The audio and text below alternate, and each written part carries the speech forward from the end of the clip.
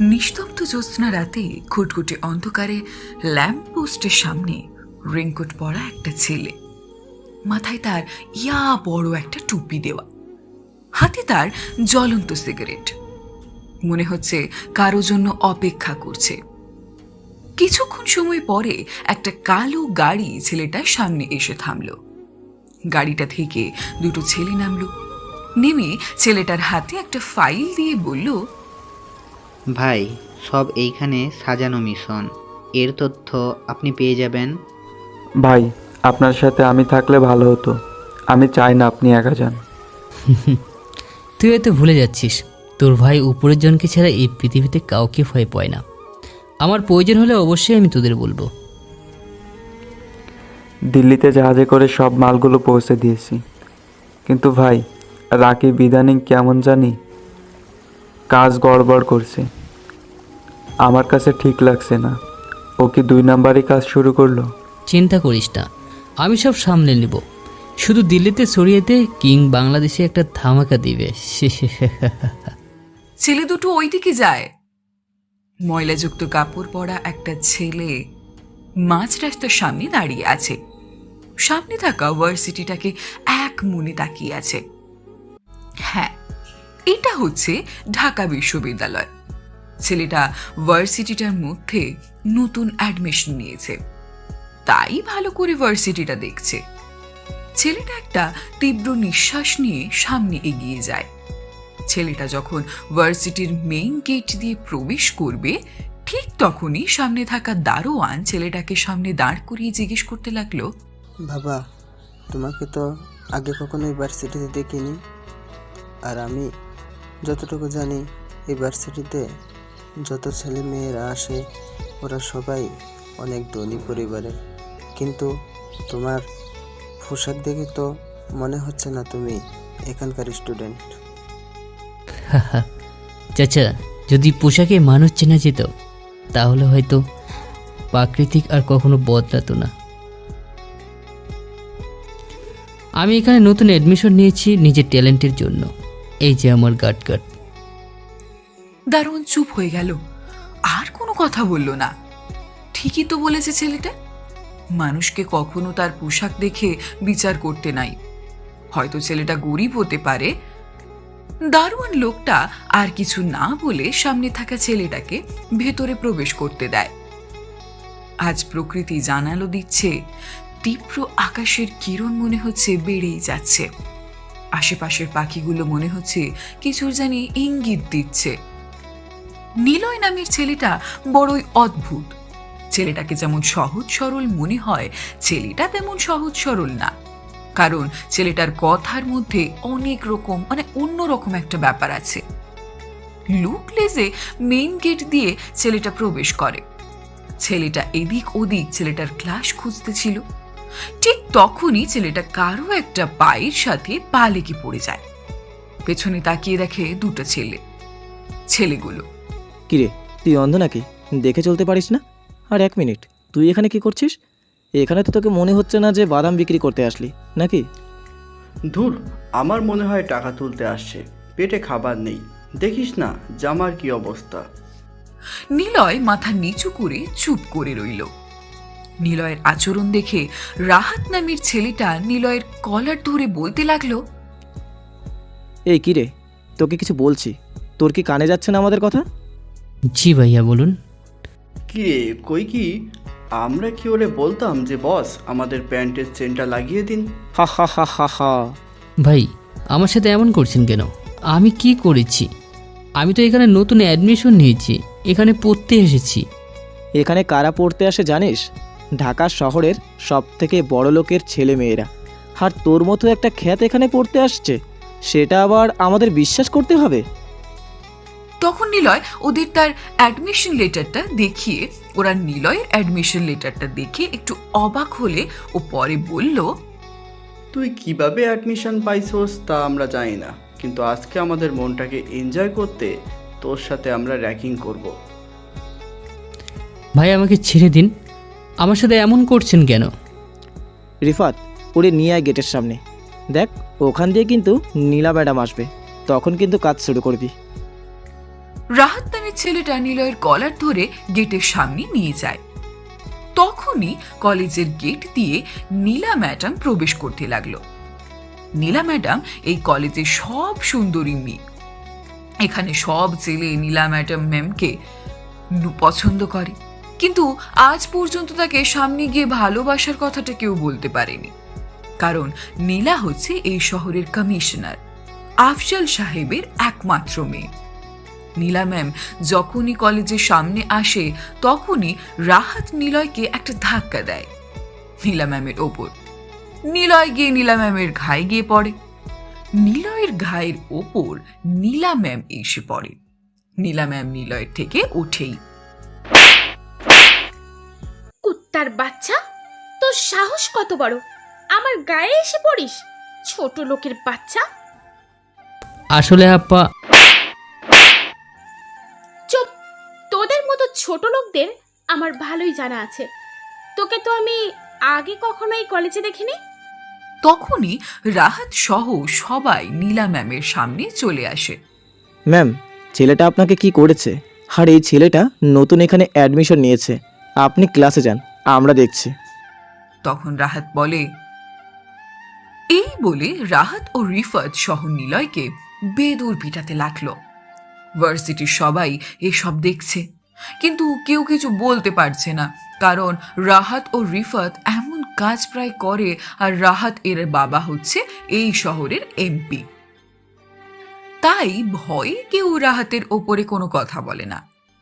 রাহাত নিলয়কে একটা হক স্টিক দিয়ে পেটাতে পেটাতে তার হক স্টিক 2 টুকরো হয়ে যায়। তারপর ও যেন নিলয়ের কিছুই হচ্ছে না। রাহাত ভাবছে যে এত ছেলেকে পেরেছি, সবাই ছাড়ার জন্য অনেক কথা বলেছে, কিন্তু এই নিলয় নামে ছেলেটা কিছুই বলছে না। এটা দেখে রাহাত কিছুটা অবাক হলো। শিফাত তখন বলতে লাগলো, ওই প্রিন্সিপাল আসছে, চল এখন, ওরে পরে দেখে নিব। প্রিন্সিপাল আসাতে রাহাত ও রিফাত ওখান থেকে চলে গেল। নিলয়ের পুরো শরীর রক্তে লাল হয়ে গেছে, তাই এই অবস্থায় হয়তো আজ ক্লাস করতে পারবে না নিলয়। এটা ভেবে নিলয় ভার্সিটি থেকে পেছনের গেটের সামনে যেতে দেখে একটা ছোট্ট পুকুর। নিলয় গিয়ে ওই পুকুর পাড়ে একটা আম গাছের সামনে বসে নিজের গায়ে লাগা রক্তগুলো পরিষ্কার করে নেয়। নিলয় কিছু একটা ভেবে কাকে যেন একটা কল করে উঠল। কল করতেই ওই পাশ থেকে লোকটা বলে ওঠে, ভাই, আজকে খবর পেয়েছি রফিক সাহেব নাকি আসাদের সাথে ডিল করতে যাবে। ভাই, আজকে রাতে আপনার মিশন যেতে হবে। আর হ্যাঁ, আপনার জন্য কি কিছু করব থাকার জন্য? না, কিছু দরকার নেই, আর তুই রাতে আমার গাড়িটা পাঠিয়ে দিস। নিলয় এটা বলে কলটা কেটে দেয়। নিলয় নামের ছেলেটা খুবই অদ্ভুত, কেউ আজও বুঝতে পারেনি তার কথার রহস্য। ছেলেটা কখন কি করে মনে হয় সে ছাড়া আর কেউ জানে না। এই মাইন্ড শহরে শুধু মাইন্ড গেমাররাই বেঁচে থাকে, তার মধ্যে একজন হচ্ছে নিলয়। ছেলেটা কেন এই ভার্সিটিতে আসছে আর কোথা থেকে আসছে কেউ জানে না। তখন হঠাৎ করে নিলয় ওই পুকুর পাড় থেকে ওঠে, পেছনের গেট দিয়ে বের হয়ে যায়। রাস্তার মাঝধারে এসে পকেট থেকে একটা সিগারেট নেয়। দ্বিতীয় পকেটে হাত দিতে খেয়াল করে মিসটা নেই, হয়তো রাহাতের সাথে পকেট থেকে পড়ে গেছে। তাই নিলয় একটু আসতে দেখে সামনে একটা টমটম দোকানে গিয়ে দেখে একটা ছোট মেয়ে দোকানে বসে আছে। তখন নিলয়কে দেখে ছোট মেয়েটা বলে, ভাইজান, আপনার কি কিছু লাগবো? আমাকে একটা ম্যাক্স বক্স দাও তো। পিচ্ছি মেয়েটা যখনই নিলয়কে মিক্স বক্স দিতে যাবে তখন কোথা থেকে কয়টা ছেলে আসে। এই, তোর বাপ কই? বসের টাকা দেয় নাই কেন? আমার বাবা অনেক অসুস্থ, আমি এই দোকান থেকে যা পাই তা দিয়ে আমার বাবার ওষুধ কিনে শেষ হয়ে যায়।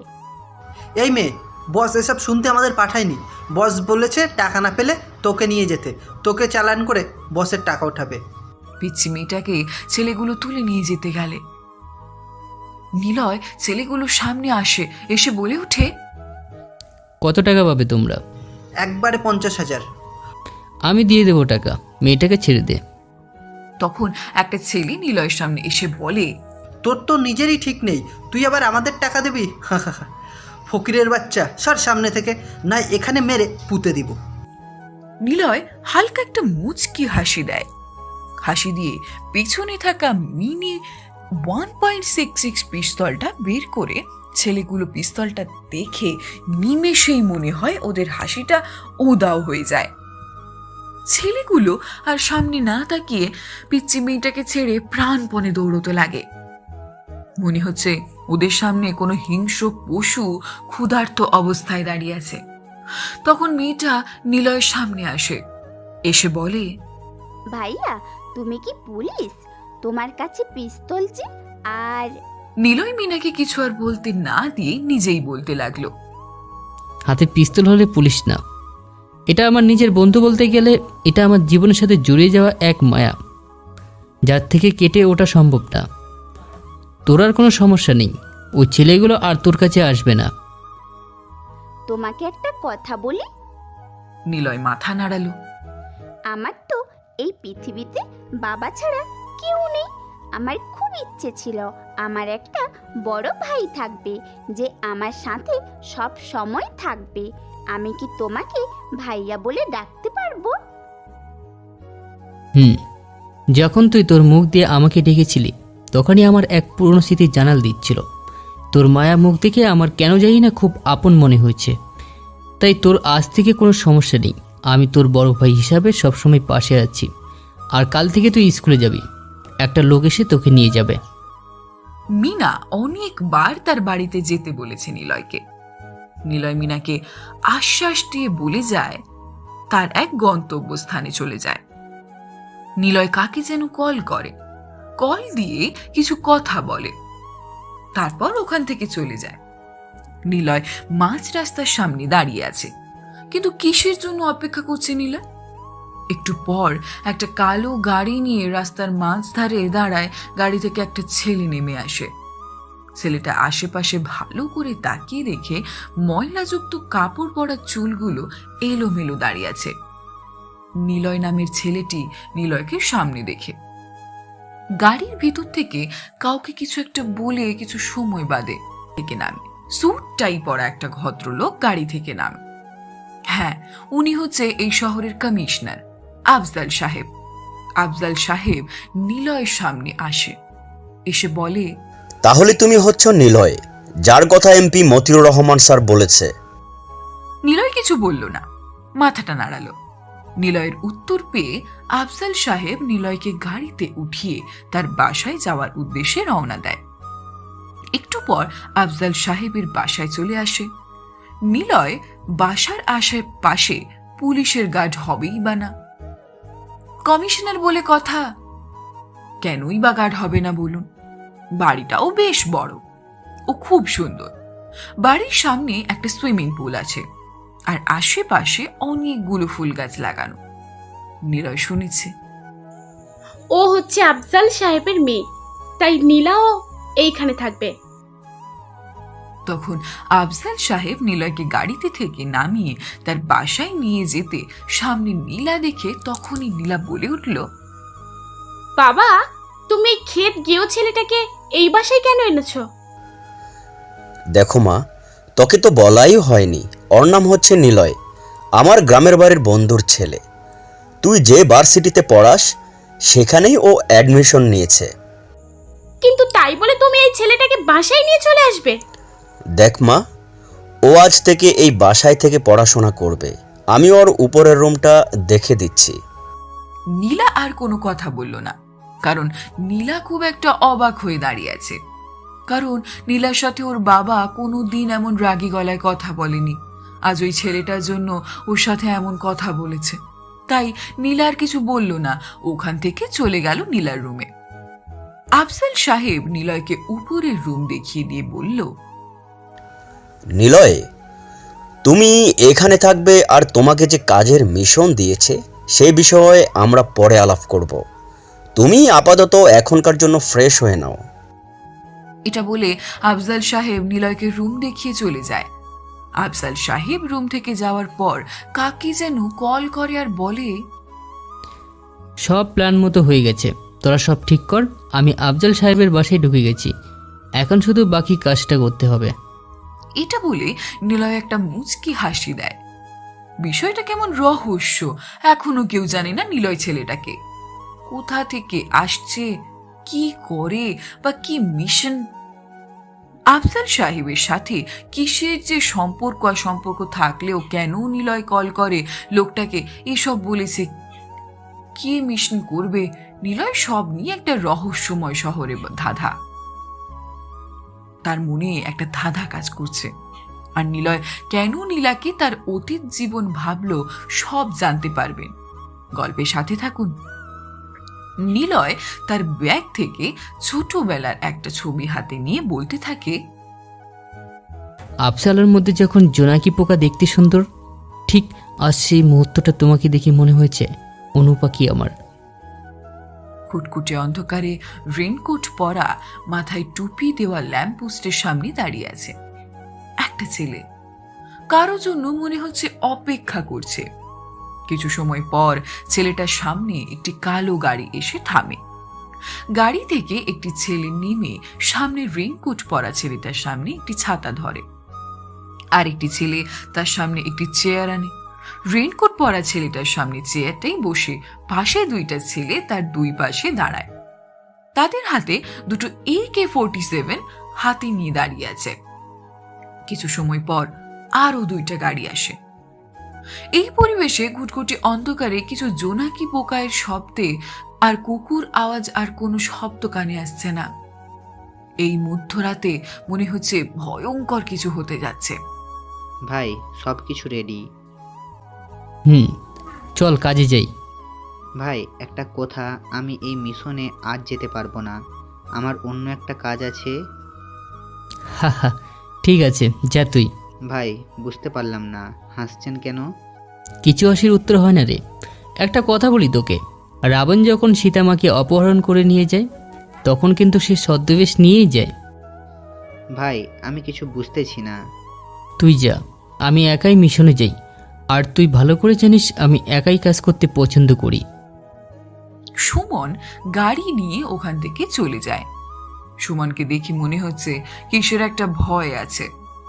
ও জেনে আজ নিলয়ের সামনে কথা বলতে খুবই ভয় পাচ্ছে। ওর বারে বারে মনে হচ্ছে কিছু না একটা ভুল ও করতে যাচ্ছে। নিলয় সুমনের দিকে তাকিয়ে একটা তীব্র হাসি দেয়।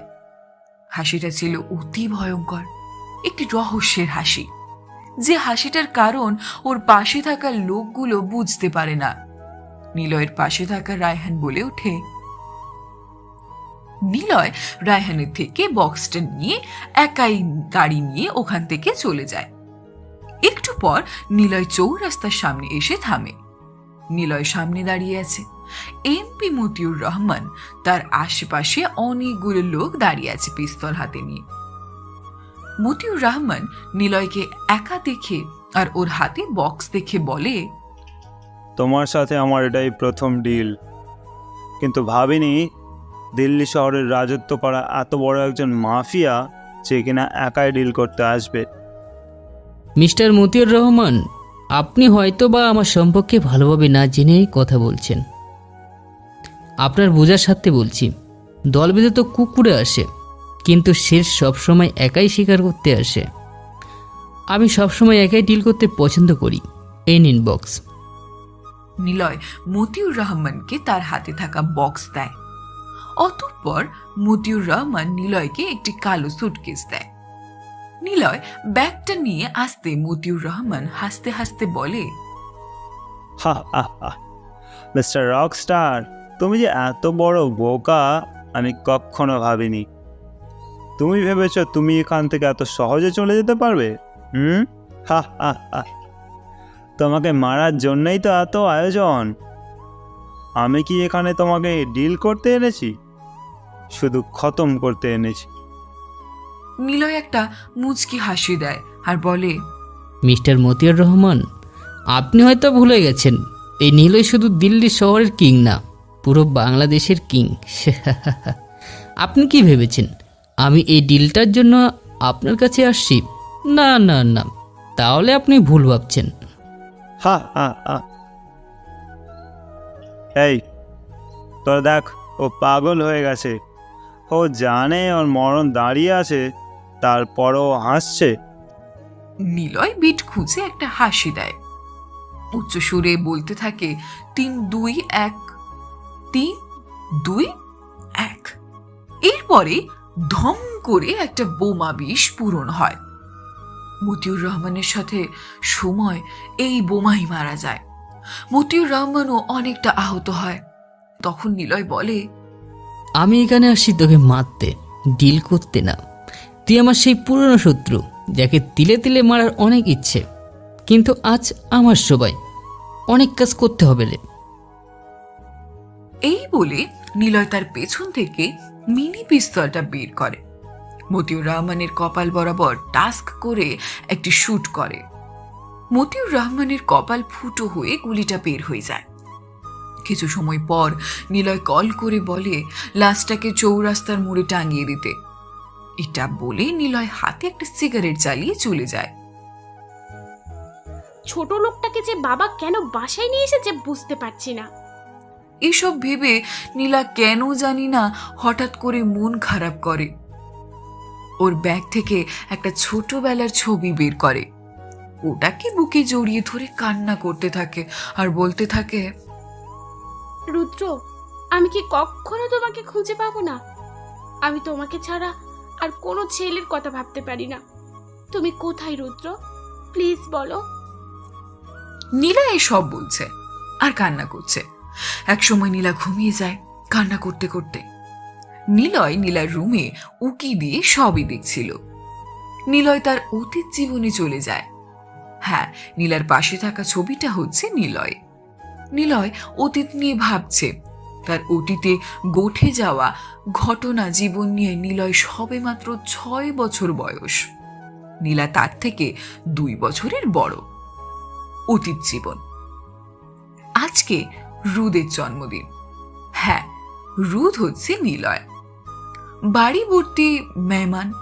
নিলয়ের বাবা এই অফিসের কাজে এখনো আসেনি। নিলয়ের বার্থডেতে নীলা আর নিলয় ছাদে দুজন খেলছে। তখন নীলা বলে, রুদ্র, আমি কিন্তু বড় হলে তোমাকে বিয়ে করব, আর কাউকে না। কি বলো আপু, তুমি তো আমার বড়। ওই, আমি বলছি আমাকে বলবে না। আমি তোমার অনু পাখি, বুঝেছ? কথা দাও, আমি ছাড়া আর কাউকে এই নামে ডাকবে না। আচ্ছা, কথা দিলাম অনু পাখি, আমার তো আজ বার্থডে। তুমি চোখ বন্ধ করো, আমি তোমার জন্য একটা জিনিস এনেছি। করছি। এবার চোখ খুলে দেখো। এই যেই দেখো, এই পুতুলটা আমি তোমার জন্য বানিয়েছি। যখন আমি কাছে থাকবো না, তখন ভাববে এইটাই হচ্ছে আমি, ঠিক আছে? নীলা আর নীল দুজন খেলছিল। ঠিক তখনই বাসার নিচ থেকে গুলির শব্দ।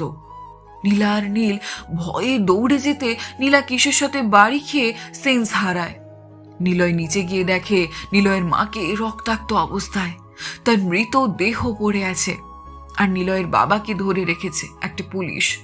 এর সাথে আফজাল সাহেব, মতিউর রহমান ও নিলয়ের চাচা রহিম সাহেব। নিলয় দৌড়ে ওর মায়ের কাছে আসতেই পুলিশ অফিসারটা নিলয়কে ধরিয়ে ফেলে। তখন পুলিশ অফিসারটা নিলয়ের মাথায় পিস্তল ধরে বলে, তুই যদি এই ডিল সাইন না করিস শকুন, কিন্তু তোর ছেলেকে উপরে পাঠিয়ে দিব। না, আমি এটা কোনোভাবে করতে পারবো না। এটা করলে ওখানকার হাজার মানুষ ওই জায়গা থেকে নিঃস্ব হয়ে যাবে।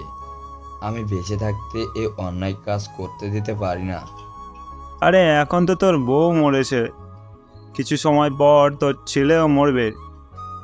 এই, ওর ছেলেকে পাঠিয়ে দে।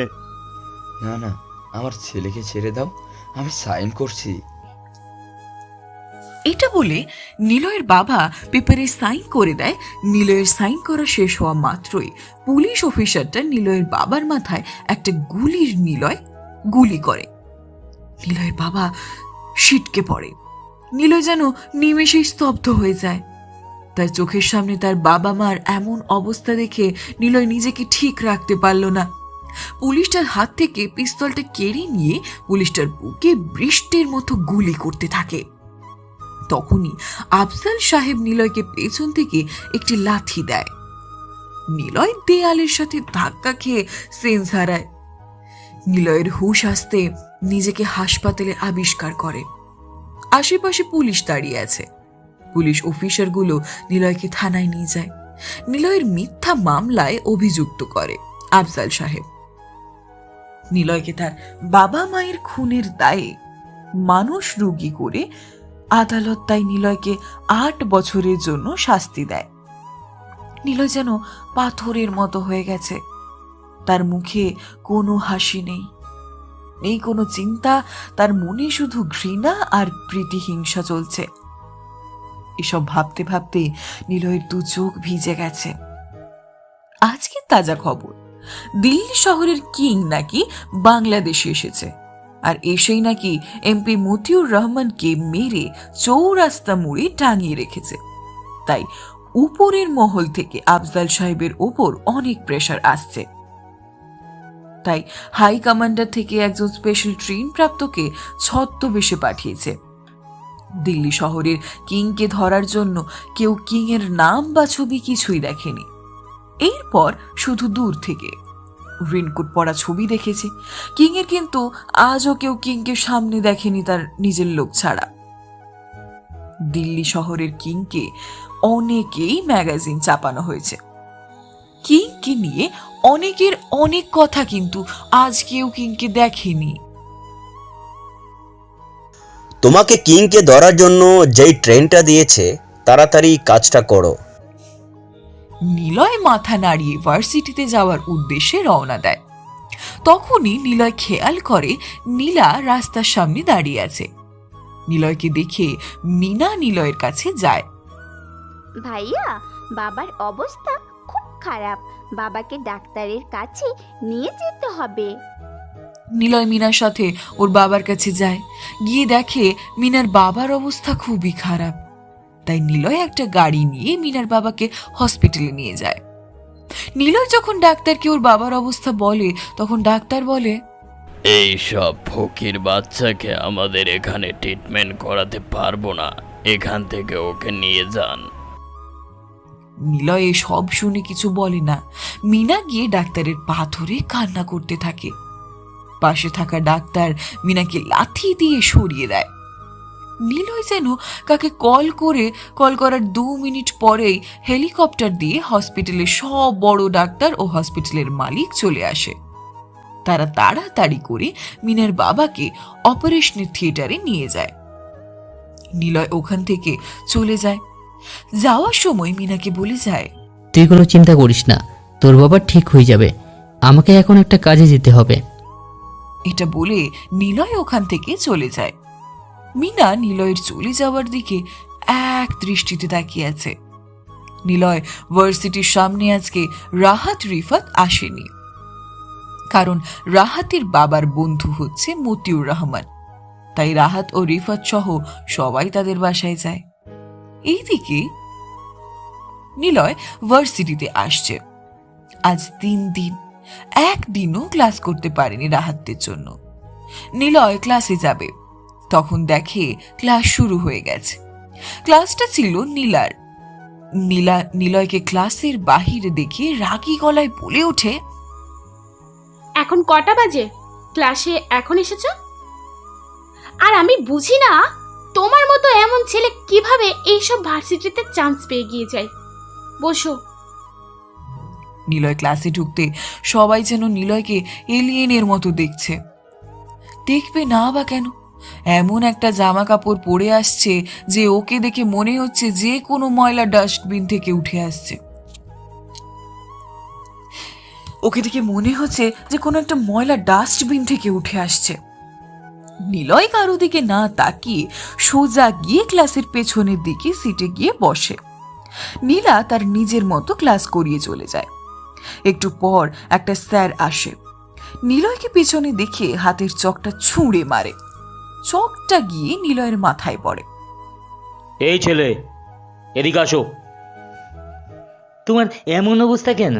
দেখে মনে হচ্ছে কোনো ডাস্টবিন থেকে উঠে এসেছে।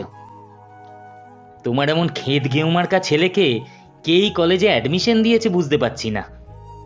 নিলয় স্যারের কোনো কথার উত্তর দিচ্ছে না, মাথা নিচু করে দাঁড়িয়ে আছে। নিলয়কে স্যার আরো অনেক কথা শোনালো। নিলয় চুপ করে মাথা নিচু করে এখনো দাঁড়িয়ে আছে।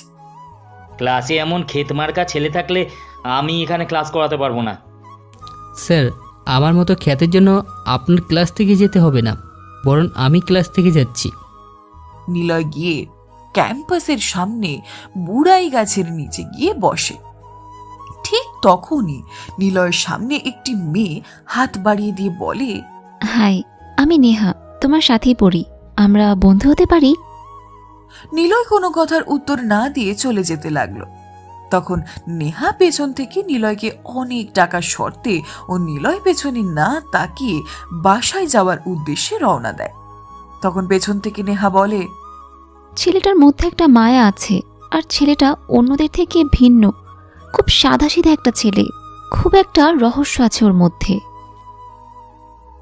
মেয়েটাকে দেখে কেমন জানি একটা সন্দেহজনক মনে হচ্ছে, কেন জানি না মেয়েটার মধ্যে কোনো একটা রহস্য আছে। এইসব ভাবতে ভাবতে নিলয় আফজাল সাহেবের বাসায় যাওয়ার উদ্দেশ্যে রওনা দেয়। একটু সময় পর রাস্তার মাঝ ধরে খেয়াল করে নীলা রিক্সা নিয়ে নিলয় সামনে আসছে। রিক্সায় ওঠো, তোমার সাথে কিছু কথা আছে আমার। না, আমি বাসায় হেঁটে যেতে পারবো। তোমাকে না বললাম রিক্সায় উঠতে? নিলয় আর কিছু বলল না, সোজা গিয়ে নীলার সাথে রিক্সায় উঠে বসলো। তখন নীলা মনে মনে বলল, ছেলেটাকে যেমন স্বাভাবিক মনে হয়, ছেলেটা তেমনই খুব ইনোসেন্ট ছেলেটা। আসলে তোমাকে সেদিনের জন্য সরি বলতে এসেছিলাম। ভার্সিটিতে আমার সাথে রাহাত সহ এমন করেছে তা আমি আজকে জানতে পেরেছি। আচ্ছা, আমি তেমন কিছু মনে করিনি, কারণ আমরা গরিব, আমাদের কপালে এসব লেখা। আমাদের তো সমাজে এমন হওয়াটা উচিত, কারণ আমরা গরিব ঘরে জন্মগ্রহণ করেছি। এই সমাজে গরিবের কোনো মূল্য নেই। ম্যাডাম, রাস্তায় যারা টুকায়, ওরা যদি একদিন কাজ না করে তাদের পেটে খাবার জোটে না, অথচ এই শহরের লোকেরা তাদের দেখে বলে ছোট লোক, ফকিরের বাচ্চা। তারপরেও তাদের নেই কোনো অহংকার, আর নেই কোনো পিতৃহিংসা। এই শহরের লোকেরা গরিব মানুষকে চুষে নিজেরা বড়লোক হচ্ছে। এইসব কথা বলে নিলয় রিক্সা থামিয়ে নেমে যায়। নীলা নিলয়ের সামনে এসব এমন কথা শুনে অবাক হয়ে তাকিয়ে আছে, কারণ এর আগে নিলয় কখনো ওর সামনে কথা বলেনি। নিলয় বাকিটা পায়ে হেঁটে যাচ্ছিল। আফজাল সাহেবের বাড়ির উদ্দেশ্য মাঝ রাস্তায় কিছু ছেলে পেছন থেকে নিলয়কে মাথায় একটি রড দিয়ে আঘাত করে। তারপর নিলয় সিন ছাড়ায়। এইদিকে, হ্যাঁ নেহা, কাজ কতটুকু? স্যার, কিং রাফিয়ান ছেলেটা মাইন্ড গেমার, ওকে ধরা এত সহজ না। আমি ওর এখনো কোনো ক্লু খুঁজে পাইনি। নেহা, যত তাড়াতাড়ি সম্ভব কিংকে খুঁজে বের করো। ওর নেক্সট টার্গেটটাকে সেটা আমাদের জানতে হবে। আমি জানি কিং খুবই ভয়ঙ্কর একজন মানুষ, তাই আমি তোমাকে বিশ্বাস করি। তুমি ছাড়া আর কেউ পারবে না কিংকে ধরতে। স্যার, আমি আমার বেস্ট দেওয়ার চেষ্টা করব। আচ্ছা স্যার, আপনি কি কখনো কিংকে দেখেছেন? আমি আজও সেই দিনের কথা ভুলিনি, যেদিন আমি প্রথম পুলিশ অফিসার ছিলাম, যে কিনা দিল্লি শহরের নতুন অফিস হয়ে জয়েন করি। আমার প্রধান কাজ ছিল কিংকে ধরার, ওর নামের সব ডকুমেন্ট রেডি করি। আমি জানতে পারি কিং আসলে গরিব মানুষ, এটা কোনো ক্ষতি করে না। ওর টার্গেট শুধু বড় বড় নেতাদের। কিং ছোটবেলায় জেলে যায় মা বাবার খুনের দায়ে। ওখান থেকে সুমন রায়হান নামের দুষ্ট ছেলের সাথে ওর গড়ে ওঠে রাজত্ব। আচ্ছা স্যার, আপনি কিভাবে কিংকে ধরতে গিয়েছিলেন? এটা অ্যাগেন করি, সেই দিনের কথা আমি কিভাবে ভুলবো। দিনটা ছিল বসন্তকাল, 2018 ডিসেম্বরের 15 তারিখ। তখন দিল্লি থেকে কলকাতায় খবর পেয়েছি কিং নাকি ডিল করতে যাবে। নিজে আমি শুনেছি কিং নাকি একাই ডিল করতে পছন্দ করে, কিন্তু সে একাই পুরো একটা দলের জন্য যথেষ্ট। আমি সেদিন বেরিয়ে পড়ি কিংকে ধরার উদ্দেশ্যে। আমার সাথে ছিল আমার পার্সোনাল অ্যাসিস্ট্যান্ট। ঝিরঝিরিয়ে বৃষ্টি পড়ছিল, আমার ফুল ফোর্স নিয়ে অ্যালার্ট ছিলাম। খেয়াল করলাম প্রথমে 3টি গাড়ি আসে ওখানে। গাড়ি থেকে 10 থেকে 15 জন নামে, সাথে একটা বয়স্ক লোক গাড়ি থেকে নামে। খেয়াল করলাম উনি আর কেউ নয়, মোস্ট ওয়ান্টেড কেরালার ডন রাফি। কিছু সময় যেতে খেয়াল করি কিং তার গাড়ি নিয়ে আসে রাফির কাছে। রাফি তখন নিলয়কে দেখে বলেছিল, ওয়েল ডান কিং, আমি কখনো ভাবিনি তোর মতো এত অল্প বয়সে জায়গায় পৌঁছে যাবে এই রাফিয়ান শহরে। আমরা আসতে অনেক পরিশ্রম করতে হয়েছে, কত মানুষকে মারতে হয়েছে। মানুষ মারলে রাফিয়ান হওয়া যায় না মিস্টার রাফি। রাফিয়ান হতে গেলে লাগে বুদ্ধি। এই জগতে যে যার থেকে বেশি মাইন্ড গেম খেলতে পারে সে এই শহর রাজত্ব করতে পারে। আমি খেয়াল করি কিংকে দেখার জন্য, কিন্তু ওর মুখ দেখা যাচ্ছিল না, কারণ ওর মুখে ছিল মাস্ক, মাথায় ছিল রাফিয়ানদের টুপি, পরনে রিংকোট। আমি যখনই সবাইকে ইশারা দিব তখনই খেয়াল করি কিং টাস করে একটা গুলি করে রাফির লোকের উপর, আর কিং বলে, তুই কি ভেবেছিস এই কিংকে মারা এত সহজ? তুই আমাকে এখানে ডেকে এনে মেরে দিবি আর আমার সাম্রাজ্যটা তুই নিয়ে যাবি? বড়ই বোকা যে নিজে কিংয়ের সামনে এসে পড়েছে। আর কি ভাবছো লুকিয়ে থেকে কি করবে? আমি তো চাই তোমরা আমার পাওয়ারের সম্পর্কে জানো। দিল্লি শহরের কমিশনার মিস্টার বিক্রমাদিত্যা। আমি হতবাক হয়ে গেলাম, কারণ আমি ভেবেছিলাম কিংকে ধরার জন্য আমি এসেছি, কিন্তু কিং আমাদের সবাইকে মারার জন্য একাই চলে এসেছে। আমি ভয়ে সবাই ফায়ার করতে বলি। তখন নিলয় একাই রাফির লোকদের ওর জাফিয়ে করে মনে হচ্ছে একটি ক্ষুধার্ত বাঘ নিজের শিকারকে শিকার করতে নেমেছে। রাফি তখন নিলয়ের বুকে পিস্তল ধরে হাসতে থাকে, আর পুলিশগুলো রাফির লোকের কাছে একে একে গুলি খেয়ে মারা যাচ্ছে। মিস্টার কিং, তোর তো সময় শেষ। রাফি, এই নিলয়কে মারার জন্য আজও বন্দুক তৈরি হয়নি। নিলয় নিজের শত্রুকে মাপ করতে পারে, কিন্তু বেঈমানকে না। নিলয় পেছন থেকে একটা তলোয়ার বের করে, রাফির মাথায় আঘাত করে রাফির মাথা 2 টুকরো হয়ে যায়। রাফির রক্তে নিলয় সারা শরীর রক্তে লাল হয়ে যায়। বিক্রম আদিত্য নিলয়ের সামনে এমন রূপ দেখে ভয় আঁচকে ওঠে, কারণ এমন ভয়ঙ্কর তার জীবনে কখনো কোনো ক্রিমিনালকে দেখেনি। নিলয় তার ভয়ঙ্কর রুমে একে একে সকল পুলিশকে মেরে ফেলে। সামনে দাঁড়িয়ে থাকে বিক্রমাদিত্য আহত অবস্থায়, কারণ রাফির গুলি খেয়ে তার হাতে লাগে। তখন নিলয় আদিত্যর সামনে গিয়ে বলে, জানো তো আদিত্য, আজকে তোমার ছেলের জন্মদিন। তোমার মতোই আমার এই জন্মদিনে আমার কাল হয়ে দাঁড়িয়েছিল। আমার অতীতটা খুবই কষ্টের, আমি এখনো ধুমড়ে মরি। আমার তো স্বাদ ছিল, ইচ্ছে ছিল, স্বপ্নও ছিল বড় হয়ে অনেক কিছু হব। আমি জানি তুমি অনেক ভালো একজন মানুষ, তোমার মতো পুলিশ এই ডিপার্টমেন্টে থাকা দরকার। আমি পুলিশকে অনেক ঘৃণা করি, এরপরও তোমাকে আমি ছেড়ে দিলাম। এরপর কখনো কিংকে ধরবার চেষ্টা করবে না, কারণ কিংকে ধরা শুধু সম্ভব না, অসম্ভব। এসব কথা এক নিঃশ্বাসে বলছিল নেহাকে। আদিত্য আফজাল সাহেবকে কল দিয়ে নেহার বিষয় বলে, আজই ইন্ডিয়া চলে যাবে বলে রওনা দেয়। এইদিকে সালা টুকাই মাস্টারটাকে ধরে আনছি। সালা নাকি আমাদের টাকা দেবে, কিন্তু ওকে দেখে তো মনে হয় ডাস্টবিন থেকে উঠে যাচ্ছে।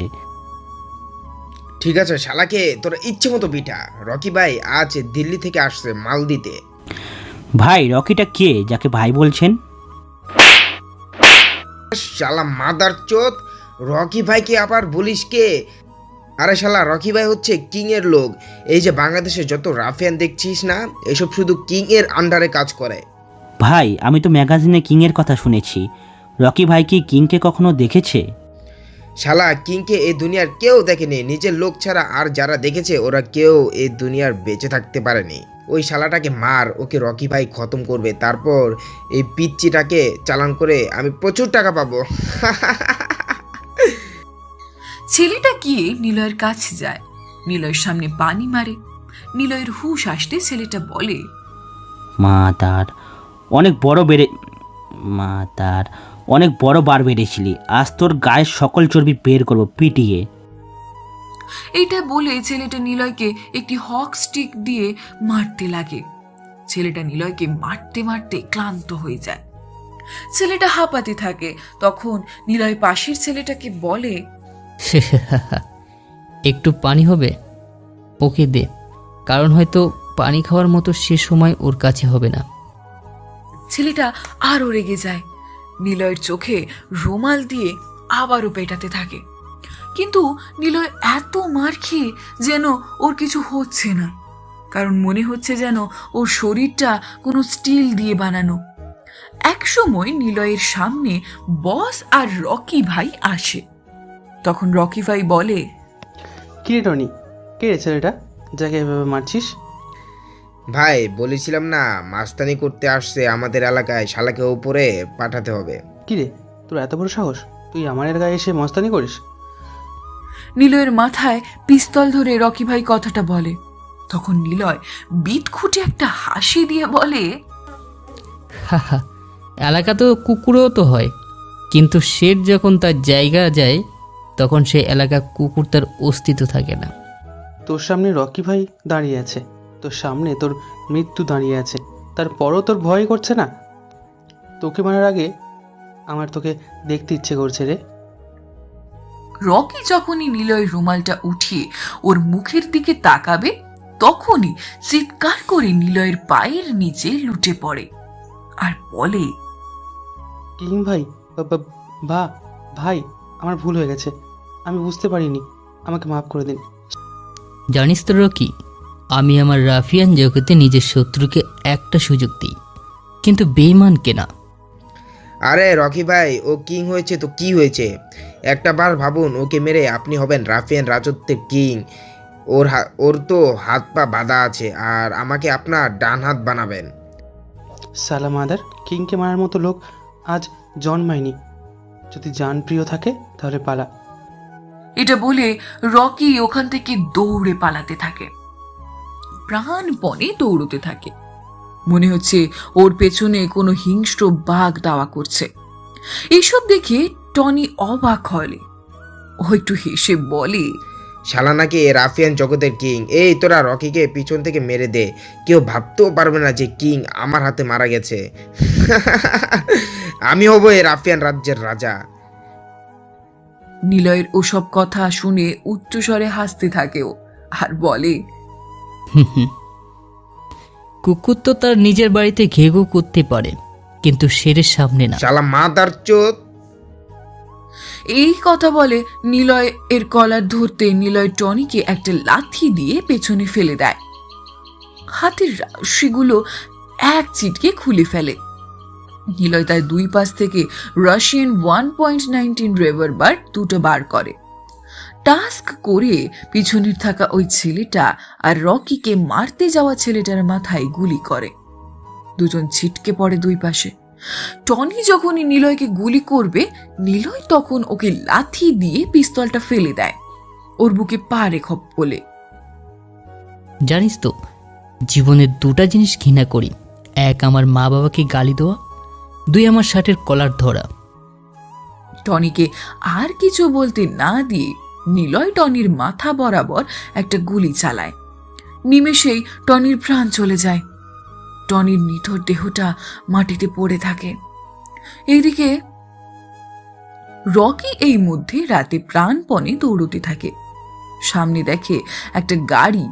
রকি দৌড়ে সাহায্যের উদ্দেশ্যে গাড়িটার সামনে যায়, কিন্তু গাড়ি থেকে দুজন লোক রেইনকোট পরা হাতে পিস্তল নিয়ে বের হয়। ওরা আর কেউ না, রায়হান সুমন, নিলয়ের বন্ধু। পেছন থেকে নিলয় আসে, মুখে রক্ত লেগে আছে। মনে হচ্ছে কোনো হিংস্র প্রাণী তা শিকার করে এদিকে আসছে। ভাই আমার ভুল হয়ে গেছে, আমাকে মাফ করে দিন। আমি এমন ভুল কখনো করব না, এমন 2 নম্বরই কাজ আর করব না।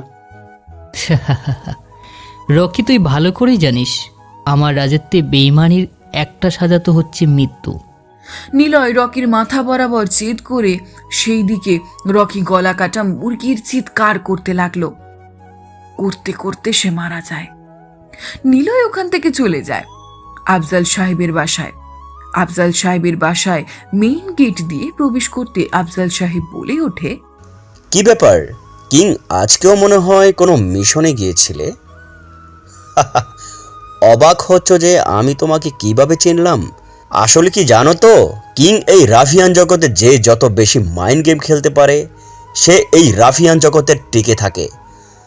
তুমি কি ভেবেছ তুমি নিজ থেকে আমার বাসায় আসছো? না, আমি নিজেই প্ল্যান করে তোমাকে এনেছি। নিলয়, আমি তোমার শত্রু নয়, বন্ধু ভাবতে পারো। আপনি তাহলে আমার কাছে কি চান? পাওয়ার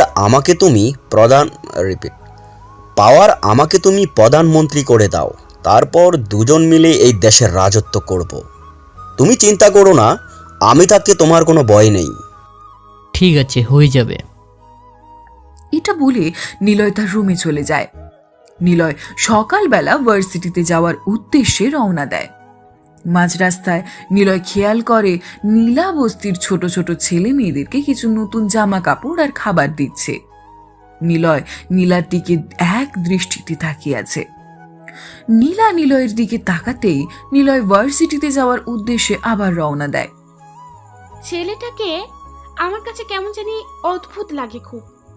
আসলেই কি ছেলেটা এমন গরিব, নাকি তার মধ্যে কোনো রহস্য আছে?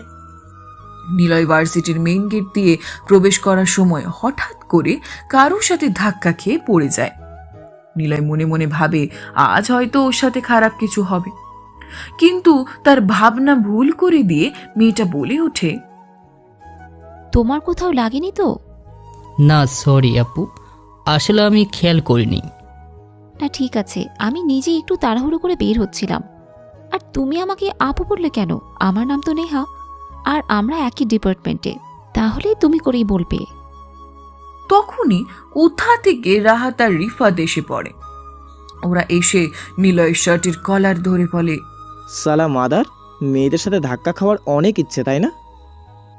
এই ওকে ছেড়ে দাও, ওর কোনো দোষ নেই, আমি নিজেই তাড়াহুড়োর মধ্যে পড়ে গেছি।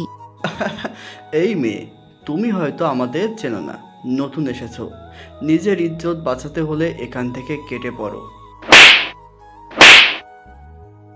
তোরা নিজেদেরকে কি ভাবিস? হ্যাঁ, এখন যদি ওর কলার না ছাড়িস আমি এখনই প্রিন্সিপালকে সব কিছু বলবো। ঠিক তখনই নীলা ভার্সিটিতে প্রবেশ করে। তখন ভার্সিটিতে এত লোক একসাথে দেখে নীলা এগিয়ে যায়। নীলাকে দেখে নেহা সব কিছু খুলে বলে। তখন নীলা রাহাত আর রিফাতকে, আমি আর কোনোদিন যদি শুনি তোমরা নিলয়কে র্যাগিং করেছো, তাহলে কিন্তু আমার থেকে খারাপ আর কেউ হবে না। নিলয়ের হাত ধরে নেহা দাঁড়িয়ে আছে। নীলা এটা দেখার পর কেন জানি না ওর বুকের ভেতরে চিনচিন করে ব্যথা অনুভব করতে লাগলো। নীলার কেন জানি না খুবই কাছের কেউ তার কাছ থেকে হারিয়ে যাচ্ছে। নীলার কেন এমন হচ্ছে সে কিছু বুঝতে পারছে না। নেহার সাথে নিলয়কে একসাথে কেন নীলা দেখতে পারছে না? নীলা কেন কথা না বলে সোজা ক্লাস না করিয়ে বাসায় যাওয়ার উদ্দেশ্যে রওনা দেয়? নীলা কোনো কথা না বলে সোজা ক্লাস না করিয়ে বাসায় যাওয়ার উদ্দেশ্যে রওনা দেয়। রিফাত আর রাহাত গালে হাত দিয়ে বলতে থাকে, ভাই, তোর বাবা হচ্ছে এই এলাকার এমপি, এরপরও তুই নীলাকে কিছু করলি না? ওই শালা ফকিরের বাচ্চার জন্য আমার গায়ে নীলা হাত তুলেছে। নীলার বাবা আমার বাবার বন্ধু, তাই নীলাকে কিচ্ছু বলতে পারলাম না। কিন্তু না, আর না, ওকে আর নেহা নামের মেয়েটাকে ডেরায় নিয়ে যাব আগামীকালের পর। হা হা হা, শুধুই মজা। ভাই, তোর হওয়ার পর কিন্তু আমি দুজনকে চেকে দেখব। ওই নিলয় শালাকে কি করবি? ওর জন্য আছে, জাকির ভাই ইন্ডিয়া থেকে কল আসবে, তখন 3টাকে ধরে ওপরে পাঠাবো। নেহা এখনো নিলয়ের হাত শক্ত করে ধরে রেখেছে। নিলয় অনেকবার হাত ছাড়ানোর চেষ্টা করেছে। নেহা তার হাতটা নিলয়ের হাত থেকে ছাড়ে না। নিলয়কে নেহা বুড়াই গাছের নিচে নিয়ে আসে আর বলে, নিলয়, তোমাকে একটা সত্যি কথা বলি। আমি কখনো তোমার মতো এমন সহজ সরল ছেলে কখনোই দেখিনি। তোমার মধ্যে না অদ্ভুত একটা মায়া কাজ করে। আমি তোমাকে ছাড়া মনে হয় কাউকে বিশ্বাস করতে পারবো না। তোমাকে আমার একটা সিক্রেট কথা বলি। আমি না এখানে আসলে পড়তে আসিনি, কিংকে ধরতে এসেছি। কিংকে? আমি তো তাকে কখনো দেখিনি। নিলয়, তুমি আসলে একটা বোকা ছেলে। কিংকে আজ পর্যন্ত নিজের লোক ছাড়া কেউ দেখেনি। 1 মিনিট। নেহা নিলয়ের সামনে একটা ম্যাগাজিন রাখে। নিলয় ম্যাগাজিনটা দেখে চিনতে ভুল করে না, কারণ এটা হচ্ছে তার জীবন নিয়ে লেখা কিছু কথা। ম্যাগাজিনটা বের করেছিল রুদ্রনীল নামের একটা সাংবাদিক। নিলয় খেয়াল করলে তার প্রথম পেজে ছবি দেওয়া, মুখে মাস্ক পরা, মাথায় রাফিয়ানদের টুপি, গায়ে রেইনকোট, এক হাতে জ্বলন্ত সিগারেট, অন্য হাতে পিস্তল নিয়ে বসে আছে একটি লোকের মাথার পিস্তল ঠেকিয়ে। দুই পাশে দাঁড়িয়ে আছে রায়হান আর সুমন। কোথায় হারিয়ে গেলে? না, কিছু না। এই লোকটাকে দেখছো যে বসে আছে? ও আর কেউ না, কিং। সে প্রথম দিল্লিতে রাজত্ব করত। বাংলাদেশেও তার রাজত্ব ছিল। ইন্ডিয়ায় তাকে ধরার জন্য অনেক চেষ্টা করেছে, কিন্তু পারেনি। এখন কিং তার জীবনের সবচেয়ে বড় মিশনে নাকি বাংলাদেশে এসেছে। আচ্ছা, যদি বলি আমি কিং, আমায় ধরে নিয়ে যাও? ধুর, আমি জানি তোমার মতো সহজ সরল ছেলে এত খারাপ ও ভয়াবহ কিং হতেই পারে না। জানো তো নিয়া, কারোর মায়ায় পড়তে নেই। মানুষের মায়া বিষাক্ত, আর কিছুই হতে পারে না। মানুষের উপরে রূপ দেখে বিচার করতে এসো না। নিলয়ের এমন রহস্যজনক কথা শুনে নেহা হতবাক হয়ে গেছে। ছেলেটাকে তার কাছে মনে হয়েছে খুবই সাধারণ। কিন্তু ওর কথা শুনে নেহার কাছে কেমন জানি রহস্যজনক মনে হচ্ছে। নিলয় আর কিছু না বলে নেহার কাছ থেকে উঠে যায়। নিলয় আফজাল সাহেবের বাসায় যাওয়ার উদ্দেশ্যে রওনা দেয়। নেহা এক মনে নিলয়ের চলে যাওয়ার দিকে তাকিয়ে আছে। নিলয় মাঝ রাস্তায় আসতে একটা জিপ নিয়ে কিছু পুলিশ নিলয়ের সামনে আসে। জিপ এর সামনে বসে আছে রাহাত। স্যার, এই হচ্ছে সেই ছেলে যে কিনা আমাদের কলেজের মেয়েদের টিস করে। আমি বাবাকে বলে দিয়েছি, ওকে ভালোভাবে টাইট দিয়ে দেন। স্যার, আপনি ভাববেন না, এই ফকিরের বাচ্চা সব চর্বি আমি বের করব। নিলয়কে 2টা হাবিলদার ধরে নিয়ে যায় জিফের কাছে। নিলয় কোনো কথা বলে না। পেছনের পকেটে থাকা পুরনো 1200 মডেলের ফোনটা থেকে পেছনে থেকে একটা কল করে আর একটা মুচকি হাসি দিয়ে জিপে উঠে যায়। ওসি নিলয়কে থানায় নিয়ে যায় আর বলে, তোকে যখন ধরে এনেছি তখন তুই ছাড়ার জন্য কোনো অনুরোধ করলি না। তোর মধ্যে দেখি কোনো ভয় নেই। তুই জানিস এই ওসি বিপ্লব যাকে একবার এই থানায় আনে সে আস্ত থানা থেকে বের হতে পারে না। স্যার, আমি কোনো অন্যায় কাজ করিনি, তাহলে মাপ চাওয়ার কোনো প্রশ্নই আসে না। ওসি নিলয়ের এমন অ্যাটিটিউড কথা শুনে রেগে যায় আর নিলয়ের শার্টের কলার ধরে গালি দিয়ে বলে, সালাম আদার ফকিরের বাচ্চা, তোর সাহস কত বড় আমার সামনে দাঁড়িয়ে আবার আমার থানায় দাঁড়িয়ে আমার সাথে এমনভাবে কথা বলার। নিলয় ওসি বিপ্লবের হাতের কলার ছাড়িয়ে বলল, স্যার, আমি আমার লাইফে 2টা জিনিস ঘৃণা করি। 1, আমার বাবা মাকে গালি দেওয়া, 2, আমার শার্টের কলার ধরা। এই 2টার জন্য তার হাত আর মুখ কিছুই থাকে না। নিলয়ের এমন কথা শুনে ওসি আরো রেগে যায়। তার লোকেদের বলে নিলয়কে বাঁধার জন্য। নিলয়কে 2টা হাবিলদার বেঁধে পিটাতে থাকে। নিলয়ের কপাল ফেটে রক্ত বের হতে থাকে। তখন ওসি নিলয়ের সামনে এসে বলে, কিরে, এখন কি তোর অ্যাটিটিউড যায়নি? আজকের দিন খুবই সুন্দর ওসি সাহেব, কিন্তু কালকের দিনটা দেখার জন্য কি আপনি থাকবেন? নিলয়কে এত মারার পর ও নিলয় একটিবারও কাকুতি মিনতি করেনি। তাকে ছাড়ার জন্য এটাতে যত না অবাক হাবিলদার দুটো হয়েছে, তার থেকে বেশি ওসি বিপ্লব হয়েছে। কারণ নিলয়ের মতো ছেলে ওর জীবনে এমন কখনো দেখেনি। কত আসামিকে না মেরেছে, তারা কত মাপ চেয়েছে ছাড়ার জন্য, কিন্তু সে জায়গায় ওদের থেকে 1000 গুণ মাইর খাওয়ার পরও নিলয়ের কোনো শব্দ নেই। একটু পর ওসি বিপ্লব খেয়াল করে তার থানার সামনে একের পর এক গাড়ি আসছে। এসব দেখে ওসি হতবাক হয়ে বাহিরে যায়। বাইরে এসে আরো অবাক হয়, কারণ দেশের সব থেকে বড় লয়ার সবাই তার থানার সামনে একটু পরে। তারপর খেয়াল করে হেলিকপ্টার থেকে দেশের সব থেকে বড় আইনজীবী মোশাররফ হোসেন সাহেব এসেছে। এদেরকে দেখে ওসি কি করবে কিছু বুঝতে পারছে না। তার মুখ দিয়ে যেন কোনো কথা বের হচ্ছে না। কি বলবে ওদের সামনে? ওসি বিপ্লব ওদের সামনে সামান্য একজন ওসি মাত্র। ওরা চাইলে বিপ্লবের চাকরি এখনই খেয়ে ফেলতে পারে।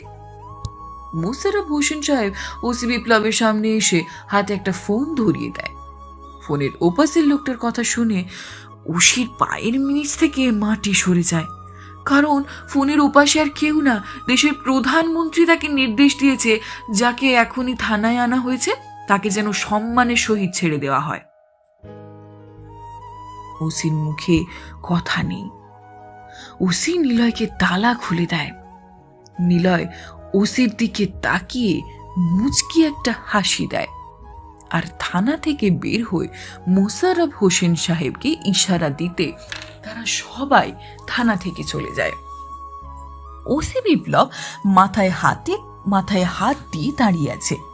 ও ভাবছে, ছেলেটা কে যার জন্য এত বড় বড় লোক আসছে ছাড়ানোর জন্য?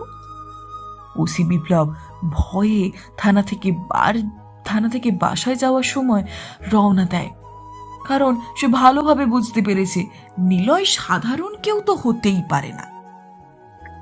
নিস্তব্ধ রাত দিয়ে ওসি বিপ্লব যেতে লাগলো। আজকে তার মনের মধ্যে ভীষণ একটা ভয় গ্রাস করতে লাগলো। আজকে কেন জানি না তার মনে হচ্ছে তার সাথে ভয়ানক কিছু হতে যাচ্ছে।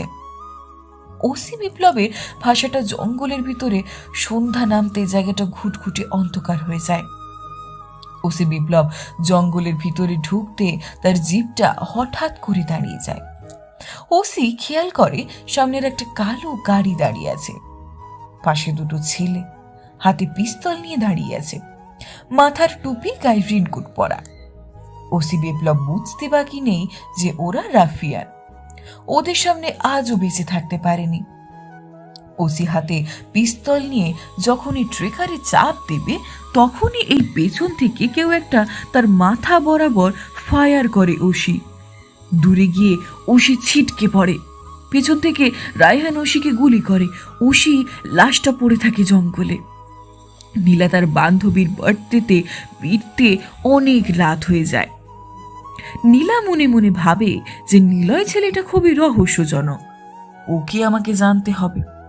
ওকে দেখলে কেন আমার পুরনো স্মৃতিগুলো মনে পড়ে, আমাদের রুদের কথা মনে পড়ে যায় আমার। নীলা এসব ভাবতে ভাবতে তার বাসায় যাওয়ার উদ্দেশ্যে রওনা দেয়। মাঝ রাস্তার মধ্যে কিছু লোক নীলার মুখে রুমাল লাগিয়ে অজ্ঞান করে। তাদের সাথে নিয়ে গেল। ওইদিকে নেহা আফজল সাহেব কিং এর রিয়েল ছবি বের করতে পেরেছে। আমি আমার পার্সোনাল অ্যাসিস্ট্যান্টকে দিয়ে পাঠাচ্ছি, তুমি গিয়ে ছবিটা নিয়ে আসো। সত্যি স্যার, আপনি নিলয়ের আসল ছবিটা বের করতে পেরেছেন? আফজল সাহেব এই কাজটা করেছে, কিন্তু আমি যখন অর্ডার দিব তখন তুমি যাবে, এর আগে নিলয়ের সামনে যাবে না।